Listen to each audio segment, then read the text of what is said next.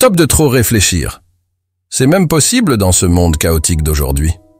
Tu t'es déjà senti piégé par tes propres pensées, incapable de trouver un moment de paix au milieu du bruit mental incessant. Tu es pas seul. Trop réfléchir, c'est une lutte commune qui peut mener au stress, à l'anxiété et à cette terrible sensation d'être débordé. Mais si je te disais qu'il y a un moyen de te libérer de ce cycle? Dans cette vidéo, on va te proposer une solution claire grâce à une histoire puissante. En suivant le parcours d'Alex, un jeune pro qui transforme sa vie en utilisant les enseignements bouddhistes, tu découvriras des stratégies pratiques pour apaiser ton esprit et trouver la paix intérieure. Ces principes intemporels ne sont pas que théoriques. Ce sont des étapes concrètes que n'importe qui peut appliquer dans sa vie quotidienne. Reste avec nous jusqu'à la fin, où on va récapituler les leçons majeures de l'histoire d'Alex et expliquer comment ces idées peuvent vraiment se rapporter à ta propre vie. Tu ne voudras pas manquer ces conseils précieux qui pourraient être la clé pour arrêter de trop réfléchir et reprendre le contrôle de ta tranquillité d'esprit. Dans une ville animée remplie de bruit constant et de distractions sans fin, vivait un jeune professionnel nommé Alex. Malgré une carrière prometteuse, un appartement cosy et un groupe d'amis soudés, Alex luttait contre un problème lancinant: trop réfléchir. Chaque jour était une bataille contre un flot incessant de pensées, d'inquiétudes et de « et si », menant à l'épuisement et à un sentiment d'enfermement dans son propre esprit. Un soir, après une énième nuit blanche, Alex trouva du réconfort dans une petite librairie poussiéreuse. Là, caché parmi les étagères, se trouvait un vieux livre intitulé « Enseignements bouddhistes pour un esprit paisible ». La couverture était usée, laissant deviner la sagesse à l'intérieur. Intrigué et désespéré de trouver une solution, Alex acheta le livre et rentra chez lui pour commencer à lire, sans savoir que ce livre changerait sa vie. Le livre commençait par aborder ce problème général, de trop réfléchir dans la vie moderne, décrivant comment le barrage constant de pensées mène au stress, à l'anxiété et à l'accablement. Cependant, il offrait aussi de l'espoir, promettant qu'à travers les enseignements intemporels de Bouddha, Alex pouvait trouver des stratégies pour apaiser ce bruit mental incessant et retrouver la paix intérieure. Pressé de commencer, Alex s'attaqua au premier chapitre. Le premier chapitre introduisait le concept de la pleine conscience. Il définissait la pleine conscience comme un état d'esprit obtenu en focalisant son attention sur le moment présent tout en reconnaissant calmement et acceptant ses sentiments, pensées et sensations corporelles. Cela contrastait fortement avec l'habitude d'Alex de s'attarder sur le passé ou s'inquiéter pour l'avenir. Le livre utilisait une métaphore vive pour expliquer la pleine conscience. Il demandait à Alex d'imaginer un ruisseau serein qui coule paisiblement. Ses eaux se déplaçaient avec une grâce tranquille, sans être gênées par aucune obstruction. Pas de branches tombées, de feuilles, ou d'accumulation de limons pour entraver son cours. Ce ruisseau servait de métaphore pour le concept de pleine conscience, qui est un aspect essentiel des pratiques de méditation bouddhiste. La pleine conscience, expliquait le livre, consiste à être pleinement conscient de ce que tu sens et ressens à l'instant présent, sans interpréter ou juger. Pratiquer la pleine conscience implique des techniques de respiration, des visualisations guidées et d'autres méthodes pour détendre le corps et l'esprit, aidant à réduire le stress. Quand on pratique la pleine conscience, on observe ses pensées et ses sentiments à distance, sans les étiqueter comme bons ou mauvais. Au lieu de laisser la vie défiler, la pleine conscience signifie vivre le moment présent et s'éveiller à l'expérience actuelle, plutôt que de s'accrocher au passé ou de s'inquiéter pour l'avenir. Désireux d'essayer cela, Alex trouva un coin tranquille dans son appartement, s'assit confortablement et ferma les yeux. En suivant les instructions du livre, Alex commença à se concentrer sur sa respiration. Inspire, expire, inspire, expire. Avec chaque respiration, Alex essayait de lâcher prise sur les soucis de la journée et simplement d'être présent. Au début, c'était difficile car les pensées avaient tendance à entrer dans son esprit, mais le livre avait prévenu que c'était normal. L'important était de ramener doucement l'attention sur la respiration sans frustration. À mesure qu'Alex continuait à pratiquer, il imaginait son esprit comme ce ruisseau serein. Chaque fois qu'une pensée surgissait, Alex la visualisait comme une feuille flottant à la surface de l'eau, emportée par le courant doux. Cette image aidait Alex à ne pas s'accrocher aux pensées, mais à les laisser passer naturellement. Au fil du temps, la pratique de la pleine conscience commença à sembler plus naturelle, et Alex remarqua un léger changement. Des moments de calme et de clarté commencent à percer le chaos mental habituel. La pleine conscience devint une pratique quotidienne pour Alex.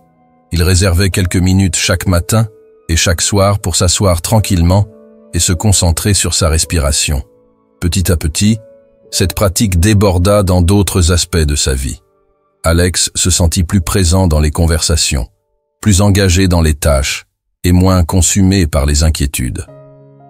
Le simple fait de prêter attention au moment présent sans jugement commença à transformer l'expérience de vie d'Alex. Encouragé par les progrès réalisés grâce à la pleine conscience, Alex passa avec enthousiasme au chapitre suivant du livre, qui parlait d'observer ses pensées. Ce chapitre introduisait la pratique de l'observation consciente, soulignant l'importance de prêter attention aux pensées avec détachement. Le livre comparait ce processus à un pas en arrière par rapport à une toile d'araignée complexe et entremêlée représentant les schémas de pensée habituels. Chaque pensée était décrite comme un fil de cette toile. En observant ces fils, on pouvait commencer à comprendre la structure sans se retrouver piégé à l'intérieur. Les enseignements de Bouddha, expliquait le livre, insistent sur le fait de regarder nos pensées avec une attitude non jugeante. Cela signifie qu'au lieu de catégoriser les pensées comme bonnes ou mauvaises, ou de réagir émotionnellement à elles, on les reconnaît simplement. Une métaphore vivante était utilisée pour illustrer ce concept. Alex était invité à imaginer ses pensées comme des nuages passant dans le ciel. Il pouvait voir les nuages, mais ils ne devenaient pas ces nuages. Cette perspective était libératrice. En pratiquant l'observation des pensées de cette manière, c'était comme si Alex prenait de la hauteur par rapport aux complexités labyrinthiques de l'esprit. De ce point de vue, les chemins des schémas de pensée devenaient plus clairs, permettant de naviguer à travers les processus mentaux avec plus de clarté et d'aisance. Alex décida d'appliquer cette pratique lors de ses sessions de pleine conscience quotidienne. En s'asseyant tranquillement et en se concentrant sur sa respiration, Alex commença à observer chaque pensée au fur et à mesure qu'elle se présentait. Au lieu de se laisser emporter par le contenu des pensées, Alex les visualisait comme des nuages dérivants. Certaines pensées étaient sur le travail, d'autres sur des relations personnelles, et beaucoup étaient aléatoires et fugitives. En les observant sans attachement, Alex commença à déceler des motifs dans sa pensée. Un jour, pendant une période particulièrement stressante au travail, Alex remarqua une pensée récurrente. « Je ne suis pas assez bon pour gérer ce projet. » Au lieu de sombrer dans l'anxiété, Alex s'exerça à observer cette pensée comme un nuage. Il reconnut sa présence sans la juger ou se laisser emporter par elle. Ce détachement permit à Alex de voir que cette pensée n'était qu'une parmi tant d'autres et qu'elle ne reflétait pas nécessairement la réalité. En continuant cette pratique, Alex commença à ressentir une vraie liberté. L'emprise de trop réfléchir commença à se relâcher. Alex réalisa que les pensées n'avaient pas à dicter ses émotions ou ses actions. En observant simplement les pensées sans jugement, Alex pouvait choisir comment y répondre. Cette clarté nouvelle apporta un sentiment d'autonomisation et réduisit le fouillis mental qui avait autrefois semblé écrasant. Observer les pensées devint un outil puissant dans la vie quotidienne d'Alex. Cela offrait une manière de naviguer dans la turbulence mentale avec calme et clarté. La pratique de l'observation consciente, associée à la base de la pleine conscience, aida Alex à sortir du cycle de la surpensée et à aborder chaque jour avec un esprit plus clair et plus concentré. Avec la clarté nouvellement acquise grâce à l'observation des pensées, Alex se tourna avec impatience vers le chapitre suivant qui introduisait le principe du juste milieu. Le livre expliquait que le juste milieu est un concept clé du bouddhisme qui met l'accent sur la recherche d'un équilibre harmonieux dans tous les aspects de la vie. C'est le chemin de la modération que le Bouddha préconisait comme étant la meilleure voie vers l'illumination et la paix intérieure. Le livre soulignait que cette philosophie est particulièrement pertinente pour aborder la tendance à trop réfléchir, un défi courant.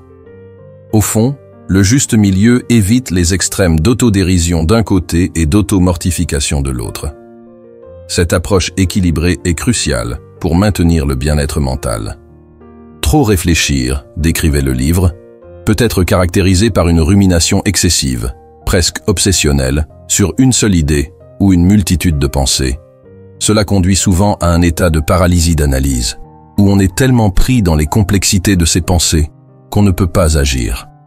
À l'inverse, certaines personnes essaient de lutter contre la surpensée en supprimant de force leurs pensées, essayant d'atteindre un esprit vide, ce qui peut aussi être contre-productif et stressant.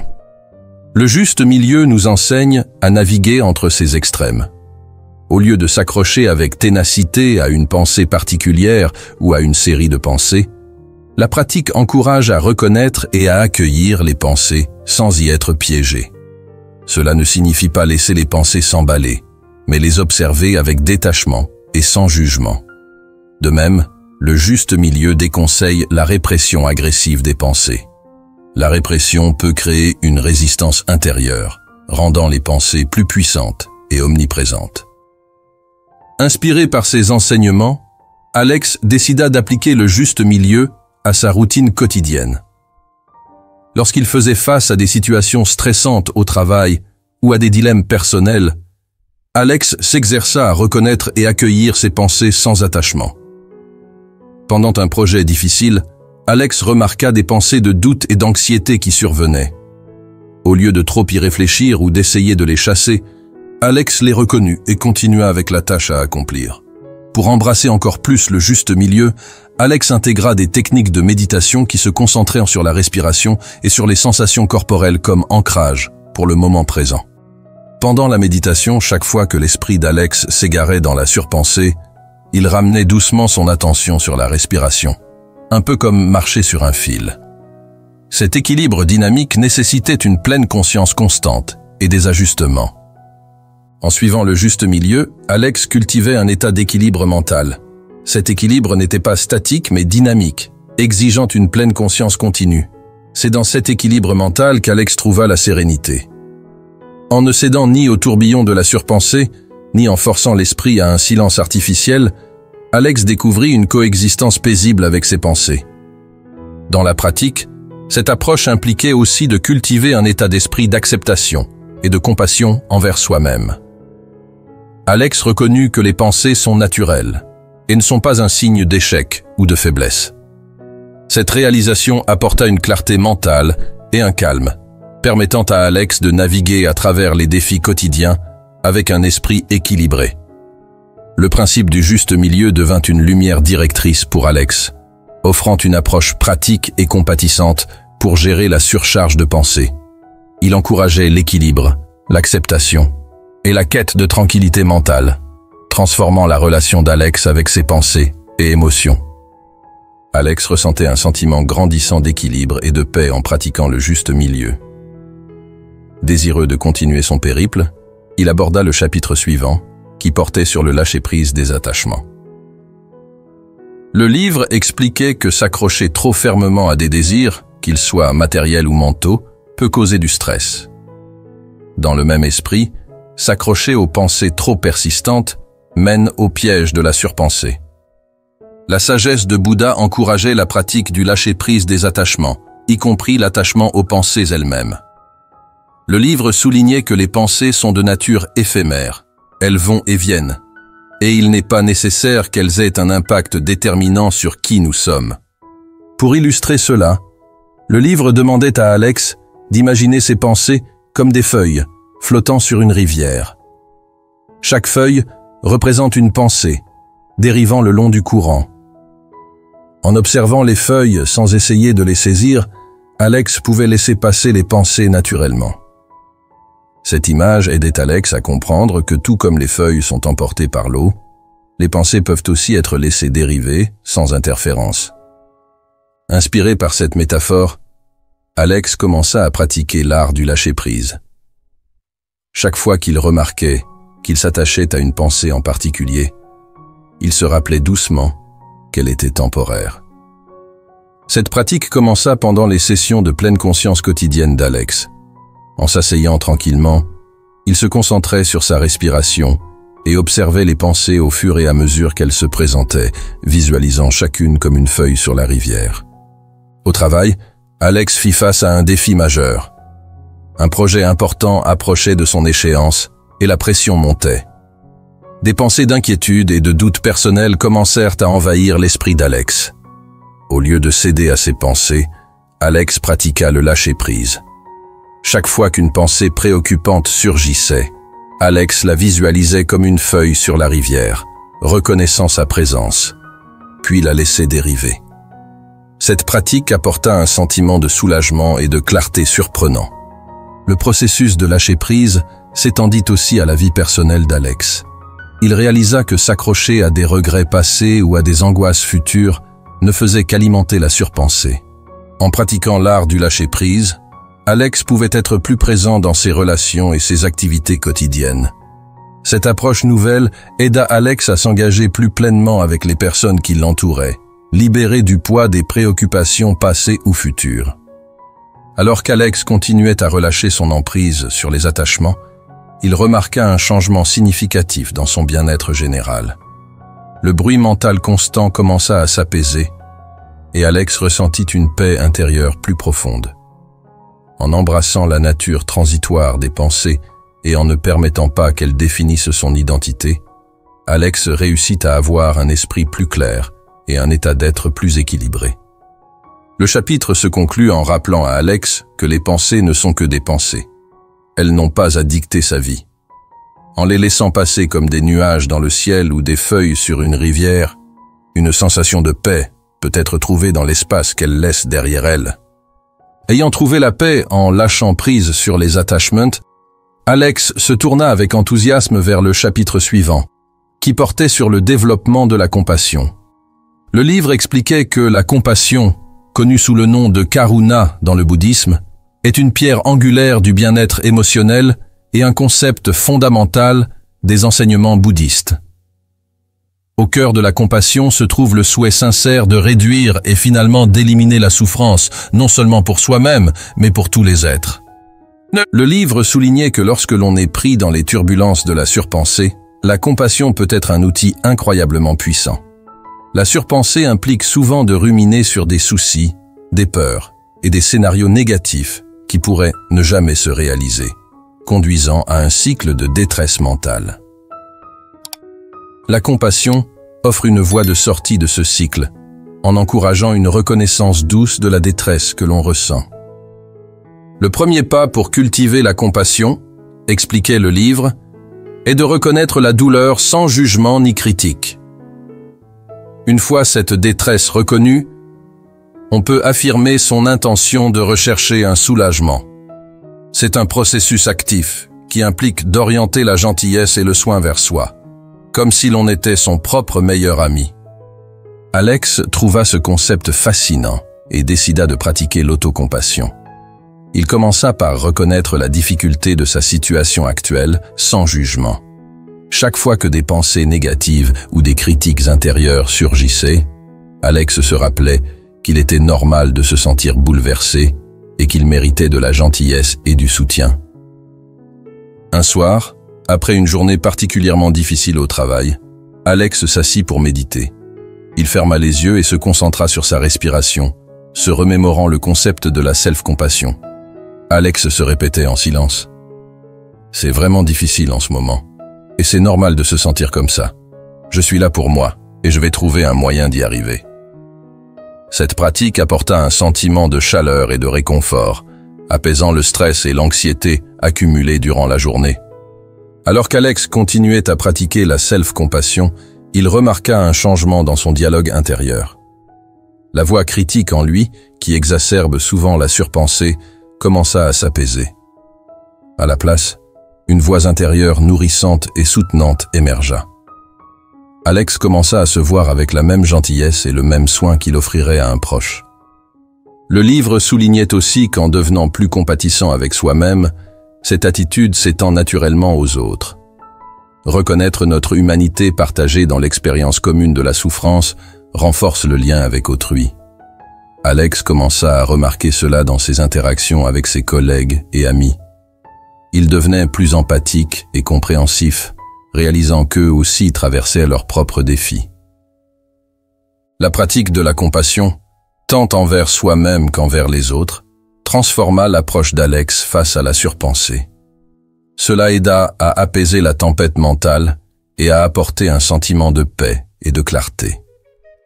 Alex constata qu'en cultivant la compassion, ils n'allaient pas seulement alléger leur propre surpensée, mais contribuaient également à un monde plus doux et plus empathique. Le chapitre se termina par un rappel qu'Alex devait garder à l'esprit.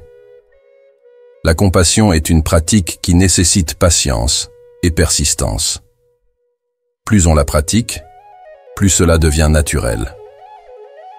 Alors qu'Alex poursuivait ce chemin, il réalisait que la compassion n'était pas juste un outil pour surmonter la surpensée, mais un mode de vie qui apporte des connexions plus profondes et un sens de paix intérieure plus profond.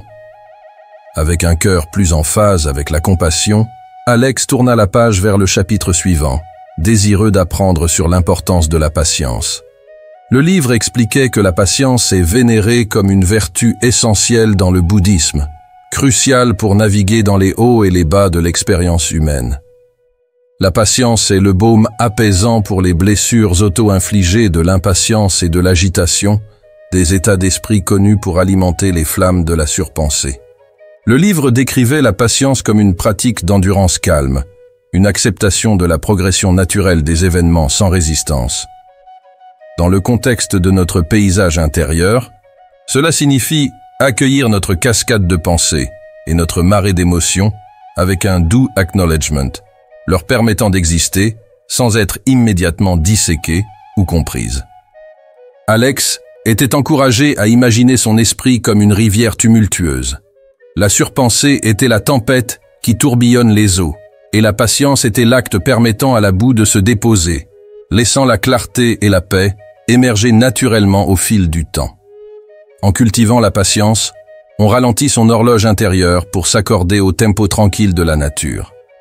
Alex décida d'intégrer cette pratique de la patience dans sa vie quotidienne.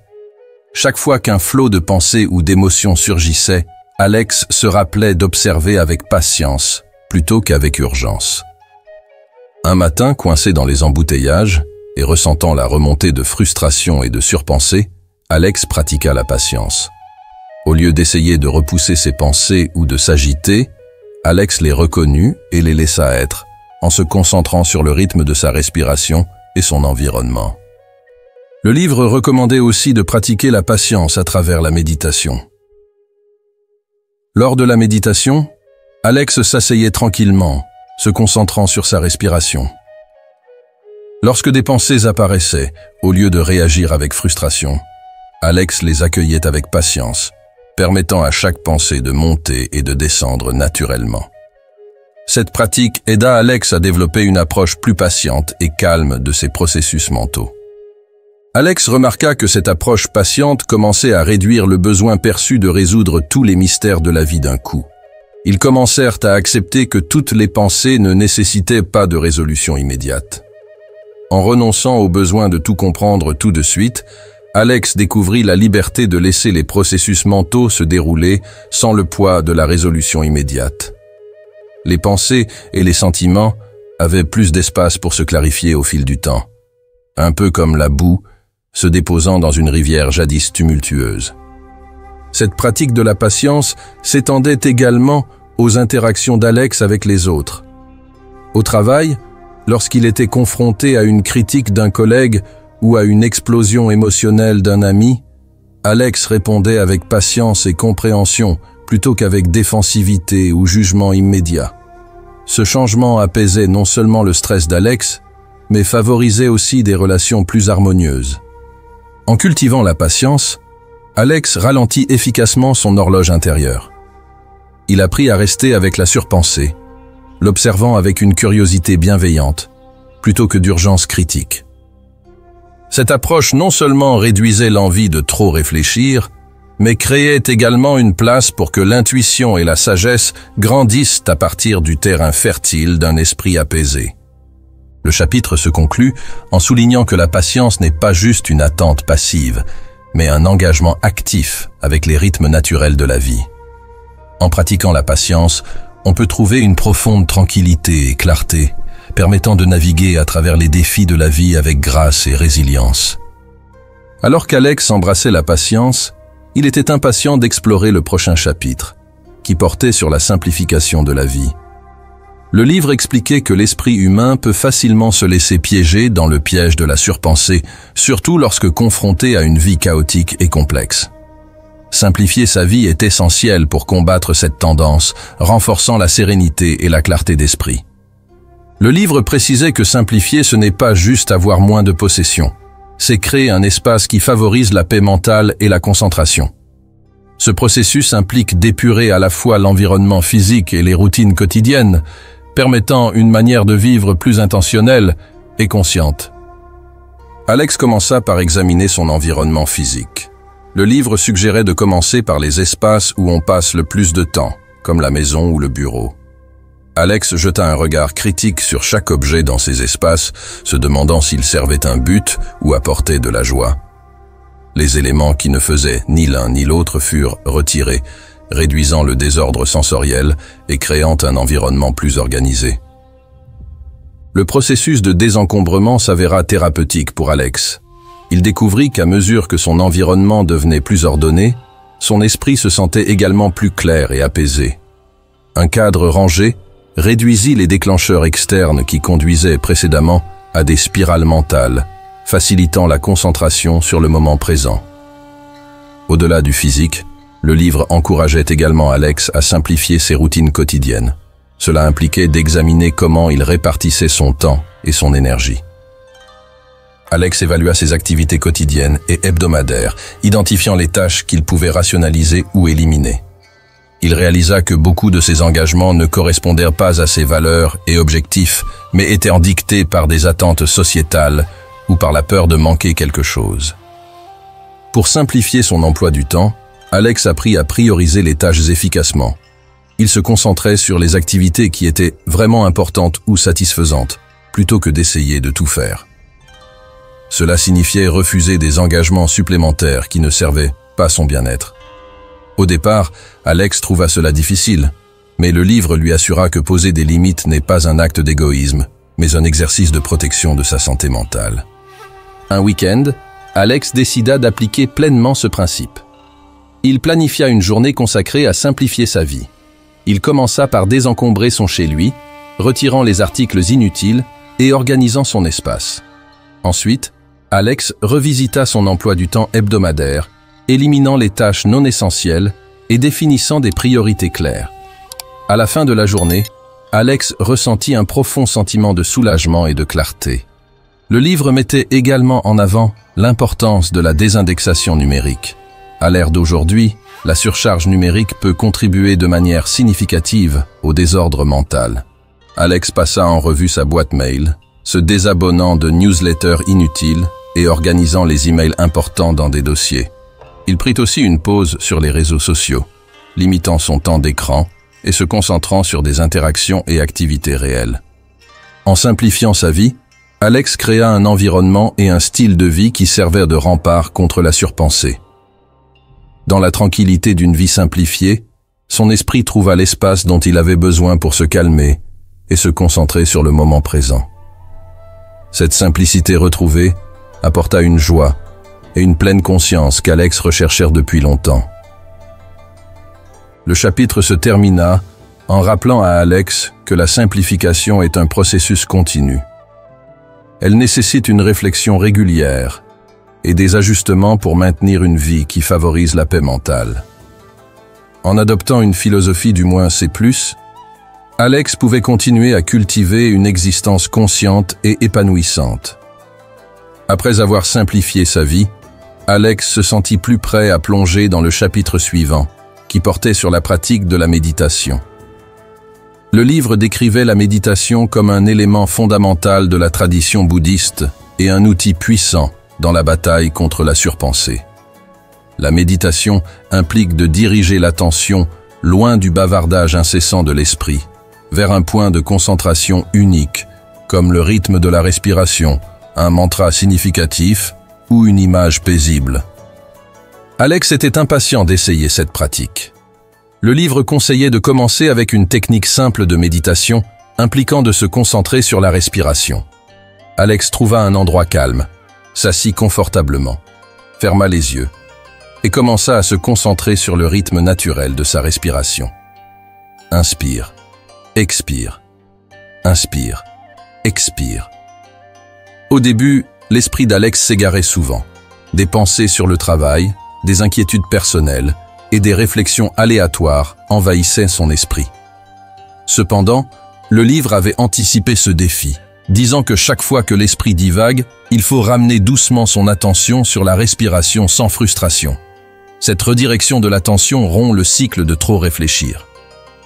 Au cours des semaines suivantes, Alex s'engagea dans une pratique de méditation régulière, consacrant du temps chaque matin et chaque soir.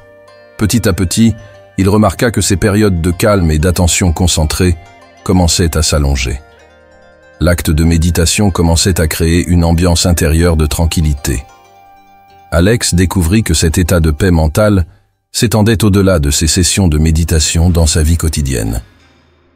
Le livre souligne que la méditation n'est pas une solution rapide, mais un processus graduel d'entraînement de l'esprit. Au fur et à mesure que Alex perfectionnait sa pratique de la méditation, son aptitude à maintenir un équilibre au milieu des hauts et des bas inévitables de la vie grandissait aussi. Alex apprit à observer les pensées sans s'y enchevêtrer, atteignant ainsi un niveau de contrôle mental et de sérénité plus profond. Pour approfondir sa pratique, Alex explora différentes techniques de méditation suggérées par le livre. Il expérimenta des méditations guidées en se concentrant sur des images apaisantes et des sensations corporelles. Ces variations gardèrent la pratique engageante et aidèrent Alex à affiner davantage son attention et sa concentration. Un jour, après une réunion particulièrement stressante au travail, Alex ressentit le surgissement familier de la surpensée. Au lieu de céder à l'anxiété, il décida de faire une courte pause méditative. S'asseyant tranquillement dans un parc voisin, Alex ferma les yeux et se concentra sur sa respiration. En quelques minutes, il ressentit la tempête de ses pensées commencer à s'apaiser, remplacée par un sentiment de calme et de clarté. Cette expérience renforça le pouvoir de la méditation pour gérer la surpensée et le stress. Le livre mettait aussi l'accent sur l'importance de la régularité dans la pratique de la méditation. Alex réalisa que rendre la méditation une habitude quotidienne était la clé pour récolter ses bienfaits à long terme. Même pendant les journées chargées, Alex prit le temps de méditer quelques minutes, découvrant que ce petit investissement dans la paix mentale rapportait des dividendes significatifs. À travers une méditation régulière, Alex cultivait un sanctuaire intérieur de paix. La pratique devint un pilier de sa routine quotidienne, fournissant un outil fiable pour naviguer à travers les défis de la vie moderne. En s'engageant dans la méditation, Alex réduisit non seulement sa tendance à trop réfléchir, mais découvrit également une connexion plus profonde avec son moi intérieur. Le chapitre s'est terminé en encourageant Alex à continuer à explorer et à peaufiner sa pratique de la méditation. Le chemin de la méditation est un voyage sans fin, avec chaque session offrant de nouvelles perspectives et des niveaux de tranquillité plus profonds. En s'engageant dans cette pratique, Alex était en bonne voie pour atteindre une paix intérieure durable. Avec la méditation désormais intégrée à sa vie, Alex s'est tourné vers le chapitre suivant, qui se concentrait sur la pratique de la pensée juste. Le livre expliquait qu'en bouddhisme, la pensée juste est cruciale pour mener une vie saine et consciente. Ce concept souligne l'importance d'être attentif aux pensées qui occupent notre esprit, en dirigeant consciemment notre attention vers celles qui sont bénéfiques pour nous et pour les autres. Selon les enseignements de Bouddha, nous devrions interagir avec des pensées qui ont un impact positif et constructif sur notre bien-être et celui des autres. Ces pensées peuvent inclure des idées de bonté, de compassion, de générosité et de gratitude. Le livre encourageait Alex à choisir activement de se concentrer sur ses pensées, favorisant un espace mental où elles peuvent s'épanouir et prendre racine. Alex a décidé d'appliquer cette pratique en tenant un journal. Chaque jour, ils écrivaient des pensées et des réflexions incarnant la bonté, la compassion et la gratitude. Cet exercice a aidé Alex à diriger consciemment son attention vers des pensées positives, renforçant leur présence dans la vie quotidienne.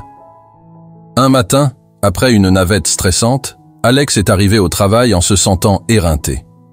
Au lieu de laisser des pensées négatives prendre le dessus, Alex a pris un moment pour s'asseoir tranquillement et réfléchir aux aspects positifs de la journée. Ils ont pensé aux collègues soutenants, à l'opportunité d'apprendre et de grandir dans leur rôle, et aux joies simples comme une journée ensoleillée ou un geste aimable d'un inconnu. Écrire ces réflexions dans le journal a aidé Alex à changer leur focus du stress à la positivité.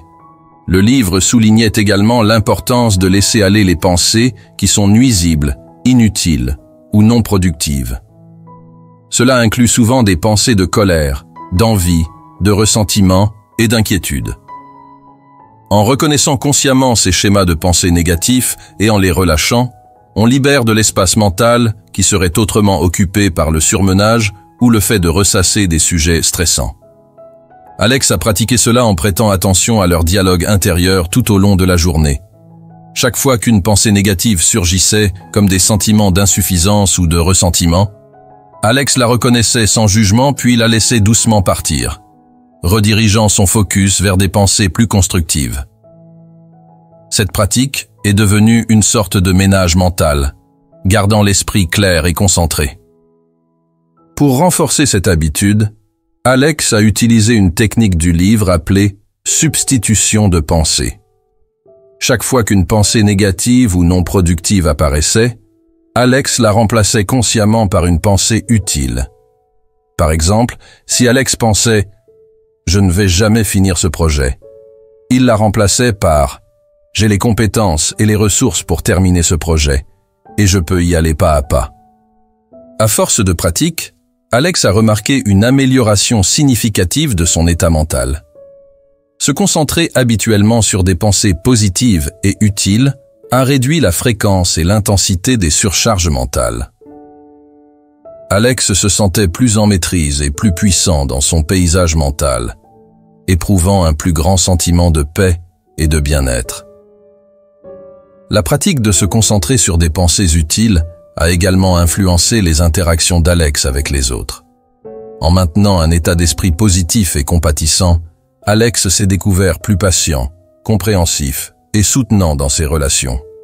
Cela a non seulement amélioré la santé mentale d'Alex, mais a également favorisé un environnement plus harmonieux et empathique avec ceux qui l'entourent. Le chapitre s'est terminé en rappelant à Alex que le pouvoir des pensées ne doit pas être sous-estimé. En cultivant des pensées qui mènent à une vie plus positive et plus épanouissante, nous nous alignons sur les principes fondamentaux de la pleine conscience et de la compassion, au cœur du bouddhisme. Cette pratique est un guide précieux pour quiconque cherche à vivre une existence significative et harmonieuse. Se sentant plus centré et renforcé en se concentrant sur des pensées utiles, Alex s'est tourné vers le chapitre final, qui explorait le concept d'impermanence. Le livre expliquait qu'en bouddhisme, le concept d'anicca ou impermanence est central. Il enseigne que tout ce qui existe est en perpétuel changement. Comprendre l'impermanence peut être un outil précieux, surtout lorsqu'on fait face au surmenage. Le livre illustre que, tout comme les saisons changent, nos états mentaux changent aussi. Le surmenage, comme toute chose, n'est pas une caractéristique permanente de nos vies. En embrassant l'idée d'impermanence, on peut cultiver un profond sentiment de facilité et d'acceptation. Cette acceptation nous permet de lâcher prise sur le désir incessant de contrôle et le besoin de certitude absolue dans un monde en constante évolution. Alex a trouvé ce concept à la fois difficile et libérateur. L'idée que les pensées et les émotions sont éphémères a donné une nouvelle perspective à ses luttes avec le surmenage.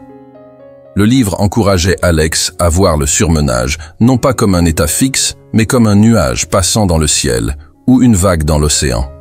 Cet état d'esprit a aidé Alex à aborder ses pensées avec détachement et sérénité. Pour mettre cela en pratique, Alex a commencé à incorporer la compréhension de l'impermanence dans ses sessions de méditation quotidiennes. Chaque fois que des pensées d'inquiétude ou d'anxiété surgissaient, Alex se rappelait que ces pensées, comme tout le reste, passeraient. Cette pratique apportait un réconfort face à la nature temporaire de leurs expériences mentales. Un jour particulièrement stressant au travail, Alex se sentait accablé par une série de pensées négatives sur une présentation à venir. Au lieu de se laisser entraîner par le tourbillon du surmenage, Alex a pris une profonde respiration et s'est remémoré l'impermanence. Ils ont visualisé les pensées comme des feuilles flottant sur un ruisseau, sachant qu'elles allaient bientôt s'éloigner. Ce simple acte de reconnaître la nature passagère des pensées a aidé Alex à retrouver son calme et à se concentrer sur la préparation de la présentation sans le poids supplémentaire de l'anxiété. Le livre mettait également en avant que l'acceptation de l'impermanence déborde les pensées personnelles pour toucher notre interaction avec le monde. En reconnaissant que toutes les choses sont soumises au changement, nous pouvons développer une approche plus flexible et résiliente face aux défis de la vie. Alex a commencé à appliquer cette compréhension dans ses relations et ses activités quotidiennes, trouvant plus facile de faire face aux revers et aux changements. Par exemple, quand un ami proche a déménagé dans une autre ville, Alex a d'abord ressenti une profonde perte et une tristesse. Cependant, en acceptant l'impermanence, Alex a pu accepter le changement et se concentrer sur le maintien d'une connexion significative malgré la distance. Cette perspective a permis à Alex de chérir les moments partagés et d'attendre de nouvelles façons de rester en contact. Alors qu'Alex continuait d'accepter l'impermanence, il a remarqué une réduction de l'intensité et de la fréquence du surmenage. Comprendre que les pensées, les émotions et les situations sont tous temporaires a apporté un sentiment de paix et d'acceptation. Alex se sentait plus ancré et moins contrôlé par les hauts et les bas de la vie. Le chapitre s'est terminé en rappelant à Alex que les enseignements de Bouddha offrent des stratégies inestimables pour libérer l'esprit de l'emprise constante du surmenage. Accepter l'impermanence, ainsi que la pleine conscience, observer les pensées, pratiquer le chemin du milieu, relâcher les attachements, cultiver la compassion, pratiquer la patience, simplifier la vie, s'engager dans la méditation et se concentrer sur des pensées utiles. Tout cela contribue à une existence plus sereine et consciente. En intégrant ces enseignements dans la vie quotidienne, on peut se libérer du cycle du surmenage, réduire le stress et l'anxiété, et cultiver la paix intérieure. Alors qu'Alex s'engageait dans ce voyage transformateur, il ne trouvait pas seulement du réconfort pour lui-même, mais contribuait également à un monde plus doux et plus empathique, une pensée à la fois. Le parcours d'Alex, d'un état de surmenage et de stress à un état de paix intérieure et de pleine conscience, démontre le pouvoir des enseignements bouddhistes pour nous aider à arrêter de trop penser. Voici un rapide récapitulatif des principaux enseignements de l'histoire d'Alex et leur lien avec l'arrêt du surmenage. Pleine conscience. En se concentrant sur l'instant présent et en observant les pensées sans jugement, Alex a trouvé un moyen de stopper le surmenage et de calmer le brouhaha mental. Observer les pensées. Alex a appris à prendre du recul par rapport à ses pensées, les voyant comme des nuages passants, ce qui les empêchait de se laisser piéger et de trop penser. Le chemin du milieu. Équilibrer les processus mentaux sans s'accrocher ou réprimer les pensées a aidé Alex à maintenir son équilibre mental et à éviter les extrêmes du surmenage. Relâcher les attachements. Lâcher prise sur le besoin de s'accrocher aux pensées a permis à Alex de vivre davantage dans le présent, réduisant la tendance à trop penser. Cultiver la compassion. La compassion envers soi-même a aidé Alex à faire taire le critique intérieur qui alimente le surmenage et à aborder la vie avec bonté et empathie. Pratiquer la patience. Accepter la patience a permis à Alex de laisser les pensées se poser naturellement, réduisant l'urgence qui mène souvent au surmenage. Simplifier la vie. Éliminer le désordre physique et mental a aidé Alex à minimiser les déclencheurs externes qui contribuent au surmenage. S'engager dans la méditation. La méditation régulière a apporté un sentiment de tranquillité et à aider Alex à naviguer dans les hauts et les bas de la vie sans sombrer dans le surmenage. Se concentrer sur des pensées utiles.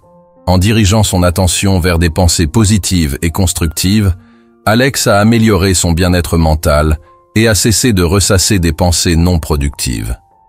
Accepter l'impermanence. Comprendre que les pensées et les émotions sont temporaires a permis à Alex de relâcher le besoin de contrôle et d'arrêter de trop penser. Ces principes intemporels ont non seulement aidé Alex à apaiser le brouhaha mental, mais ils ont également apporté un sens plus profond de connexion et de compassion envers lui-même et les autres.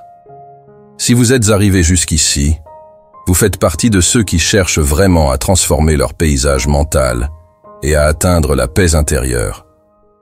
On aimerait savoir ce que vous en pensez. Partagez vos réflexions et vos idées dans les commentaires ci-dessous. Si vous ne savez pas quoi écrire, tapez le mot secret, sérénité. Votre engagement aide à construire une communauté de personnes partageant les mêmes idées, aspirant à une vie plus consciente et pacifique. Ne manquez pas la chance de faire partie de ce voyage. Commentez maintenant et faites-nous part de vos pensées. N'oubliez pas, chaque commentaire nous rapproche un peu plus de la création d'un monde plus compatissant et empathique.